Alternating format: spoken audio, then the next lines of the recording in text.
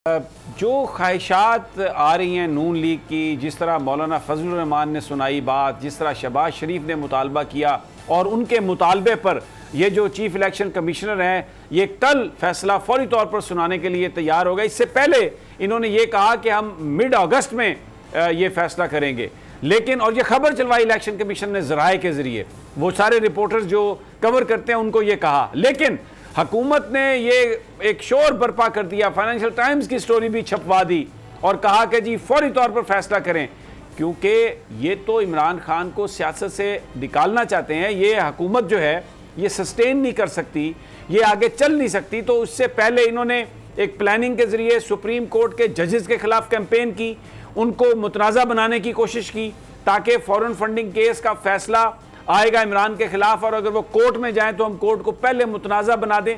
There is a method to this madness और chief election commissioner बिल्कुल इसमें मुलव्वस नज़र आ रहे हैं, अंधे को भी नज़र आ रहे हैं कि जनाब वो ये सारा काम करेंगे। मैं एक सिर्फ मिसाल देता हूँ, इसलिए कि जब इमरान खान उनसे बात कर रहे थे उनके हवाले से, उन्होंने कुछ सवाल किए थे तो तर्जुमान इलेक्शन कमिश्नर ने यह कहा कि हम तो आइन और कानून के मुताबिक करते हैं काम और हमारे पास कोई टाइम नहीं है कि हम कोई सवाल के किसी सवाल के हम जवाब दे सकें। ये इमरान खान की जो गुफ्तगू थी उसके रिस्पांस में मुबैना तौर पर यह कहा इलेक्शन कमिश्नर के तर्जुमान ने।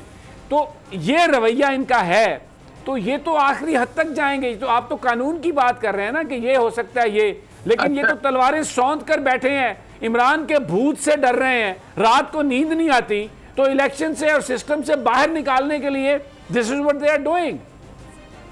अच्छा, ये समी साहब बात तो सच है, लेकिन याद रखिएगा इनमें रुसवाई की ये बात सच भी है और रुसवाई की भी है। जी बिल्कुल ऐसा ही है, बिल्कुल ऐसा ही है। देखिए अपना आप ये आवाम को बेवकूफ बनाते रहे। फॉरेन फंडिंग है क्या?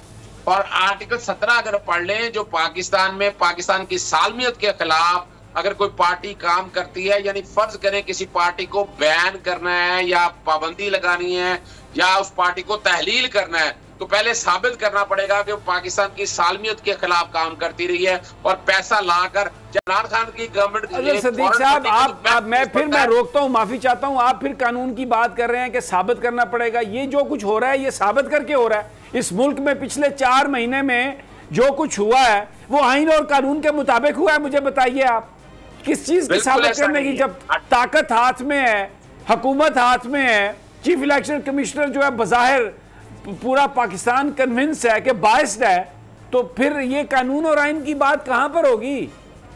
मैं वही समी साहब बात को ला रहा था कि अगर वाकई इसको फॉरेन फंडिंग साबित करना है तो कानून के मुताबिक लेकर जाएं, लेकिन यहां ये नहीं हो रहा। कानून एक तरफ फेंक दिया, इस्लामाबाद हाईकोर्ट में गए कि बाकी पार्टियों के हवाले से भी ले आए, सारी पार्टियों को परेशान क्यों होते हैं, जरा इसका कर लें। ऑपरेशन रजीम चेंज में जो पैसा आके अपना चलती हुई गवर्नमेंट को फारिग किया आपने, पैसे देके, इलेक्शन कमीशन की आंखें बंद है उसके ऊपर, भाई वहां आंखें खोलनी चाहिए थी आपको।